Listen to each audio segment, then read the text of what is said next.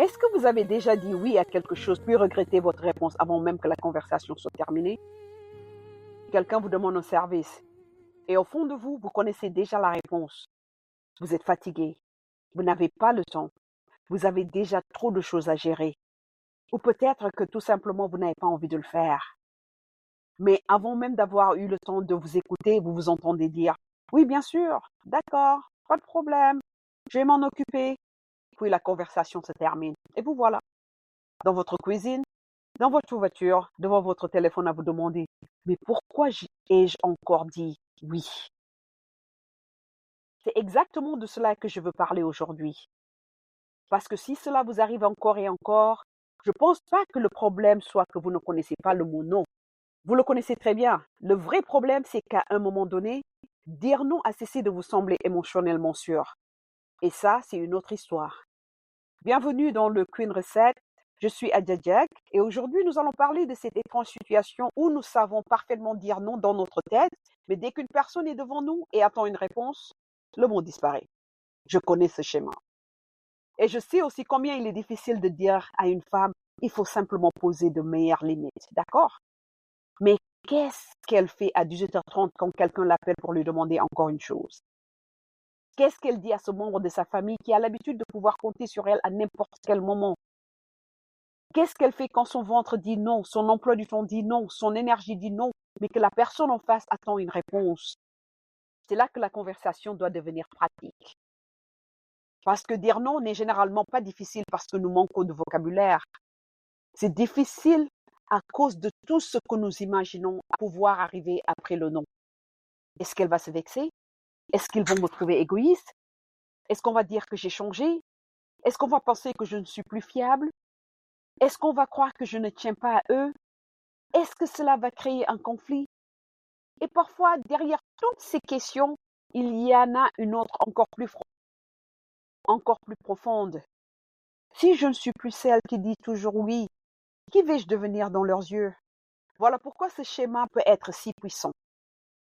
Parce que votre oui n'est peut-être plus seulement quelque chose que vous faites, il est peut-être devenu une partie de l'identité que les autres vous ont donnée. Celle sur qui on peut compter, la plus forte, celle qui règle les problèmes, celle qu'on appelle quand tout se complique, celle qui trouve toujours une solution, celle qui ne fait jamais d'histoire. Et il y a quelque chose de beau dans le fait d'être fiable. Il y a quelque chose de beau dans la générosité. Je ne veux surtout pas faire de la gentillesse sans problème. Ce n'est pas ce que je dis. La communauté compte pour moi. La famille compte pour moi. Être présente pour les autres compte pour moi. Mais la générosité et le fait de s'abandonner soi-même ne sont pas la même chose. Et parfois, nous les confondons. Il y a une différence entre j'ai envie de t'aider et j'ai peur de ce qui va se passer si je refuse. De l'extérieur, les deux peuvent produire exactement le même mot, oui. Mais dans votre corps, ce n'est pas la même sensation. Un oui choisi librement laisse de l'espace. Un oui donné par peur sert quelque chose en nous. Le ventre qui se noue, les épaules qui se tendent, la poitrine qui se resserre. Et tout de suite, vous commencez à calculer comment vous allez réussir à faire entrer cette demande dans une vie qui était déjà pleine. Parfois, le corps dit la vérité avant la bouche. Et c'est la première chose que je veux vous proposer d'observer. Avant de répondre, écoutez ce qui se passe dans votre corps. Pas parce que le corps doit prendre toutes les décisions à votre place, mais parce qu'il peut vous donner une information précise. Si quelqu'un vous demande quelque chose et vous ne vous sentez et que vous sentez immédiatement ce poids, cette petite chute intérieure, ne l'écrasez pas dans la seconde.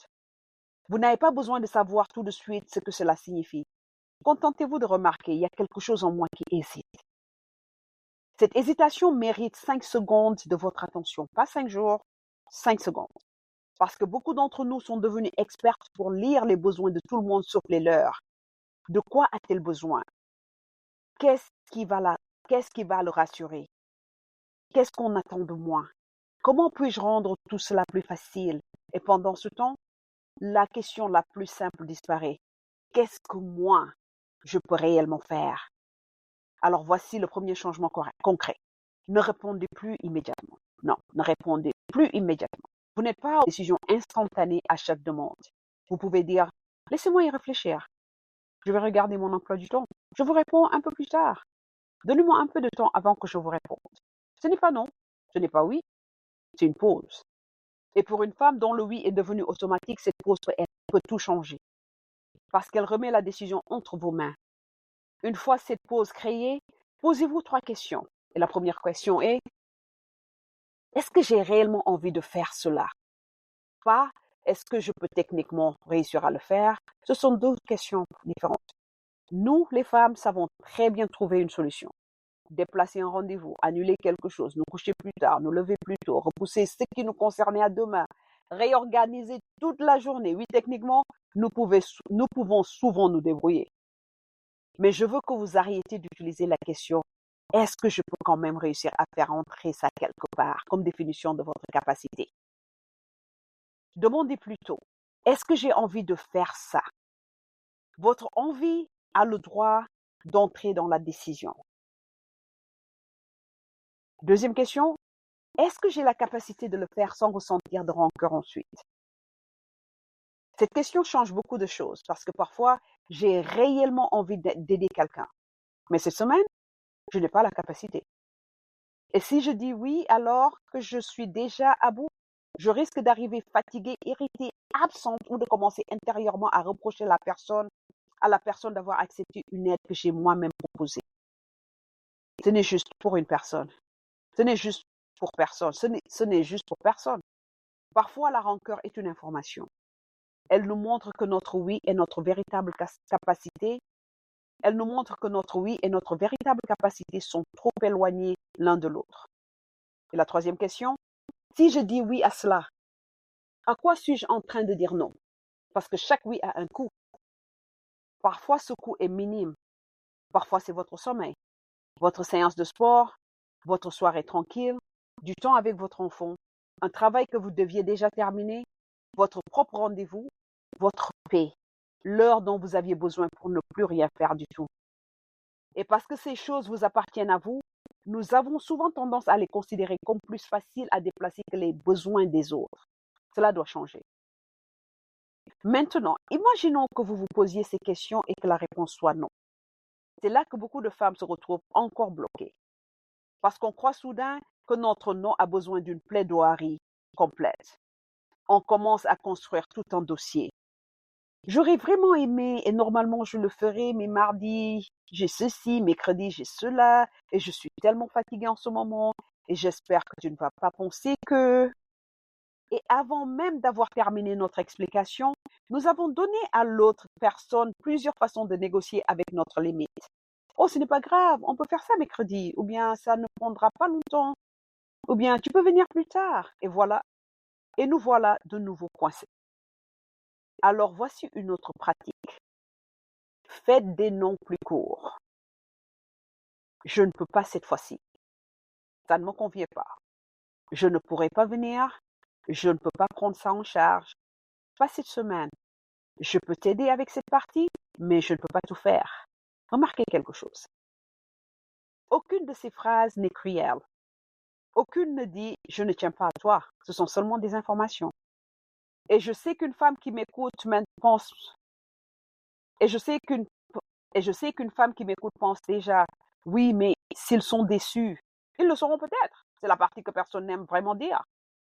Vous pouvez poser la limite la plus douce du monde à quelqu'un et quelqu'un peut malgré tout être déçu. Surtout si votre absence de limite lui était utile. Surtout si votre absence de limite lui était utile. Cela ne va pas dire que votre limite était mauvaise. La déception est une émotion. Ce n'est pas toujours une urgence. Et oui, les émotions des autres comptent. Bien sûr qu'elles comptent. Mais elles ne peuvent pas devenir la seule information qui dirige vos décisions. C'est là que le travail devient plus profond. Parce qu'après le non, il peut y avoir de la culpabilité. Et beaucoup de femmes prennent cette culpabilité comme une preuve. Je me sens coupable, donc j'ai forcément fait quelque chose de mal. Pas nécessairement. Parfois, la culpabilité veut simplement dire je viens de faire quelque chose qui ne m'est pas familier. Vous pouvez ressentir de la culpabilité et avoir tout de même pris la bonne décision. Vous pouvez ressentir de la culpabilité et avoir tout de même pris la bonne décision. Vous pouvez vous sentir mal à l'aise et être en train d'évoluer. Vous pouvez aimer quelqu'un et le décevoir. Vous pouvez tenir profondément à quelqu'un et ne pas être disponible. Ces vérités peuvent coexister. Ces vérités peuvent coexister. Ces vérités peuvent coexister.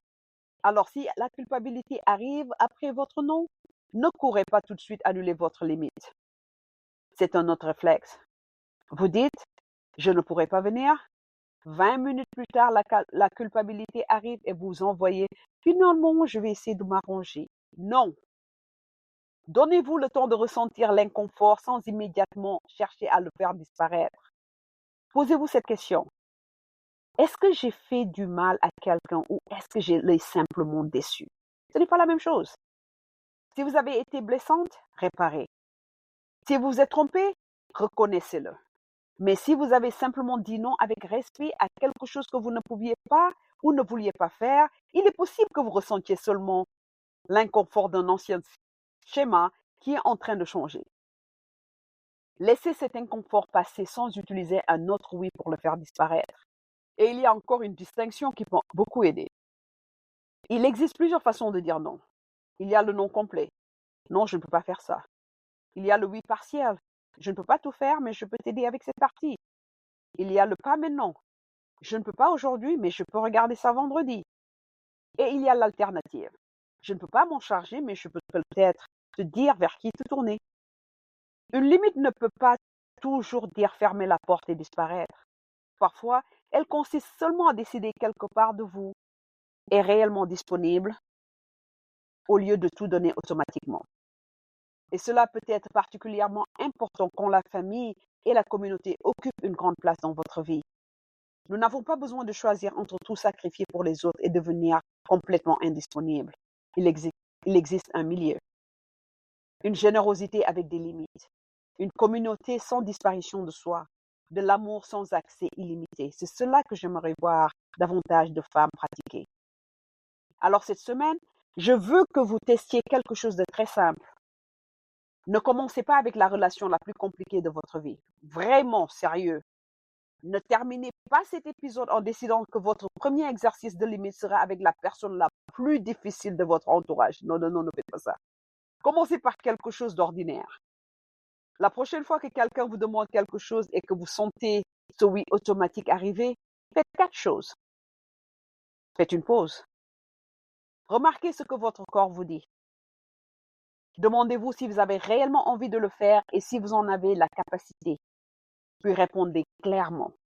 Et si la réponse est non, laissez votre non tenir suffisamment longtemps pour apprendre que l'inconfort n'annonce pas forcément une catastrophe. C'est cela la pratique. Et plus vous la répétez, moins elle vous paraît étrangère. Avec le temps, vous découvrez quelque chose d'important. Vos proches n'ont pas besoin d'avoir accès à la version la plus épuisée de vous pour savoir que vous les aimez. Votre bonté ne se mesure pas à la difficulté que vous avez à dire non. Votre utilité n'est pas toute votre identité et votre valeur ne disparaît pas quand vous n'êtes pas disponible. Maintenant, si vous m'écoutez et que vous pensez d'accord, Adja, je comprends, mais quand quelqu'un est réellement devant moi, je ne trouve pas toujours les mots. C'est exactement pour cela que j'ai créé le Stop People Pleasing Mini Start Kit, 7 Days to Start Choosing Yourself. Vous y trouverez des phrases prêtes à utiliser pour le travail, la famille, les amitiés et les relations, ainsi qu'une pratique sur 7 jours pour commencer à les intégrer. Je mettrai le lien dans les notes de l'épisode. Mais que vous utilisiez le kit ou non, je veux que vous repartiez avec ceci. Vous n'avez pas besoin de devenir une femme qui dit non à tout. Vous apprenez à devenir une femme dont le oui veut réellement dire oui. Parce qu'il devient un choix. Pas de la panique, pas de la culpabilité, pas de la peur, de l'habitude, d'un choix. Et cela change tout. OK? Merci d'avoir passé ce moment avec moi. Vous écoutez The Queen Reset. Je suis Adja Jack. Bienvenue parmi nous, ma reine. À bientôt.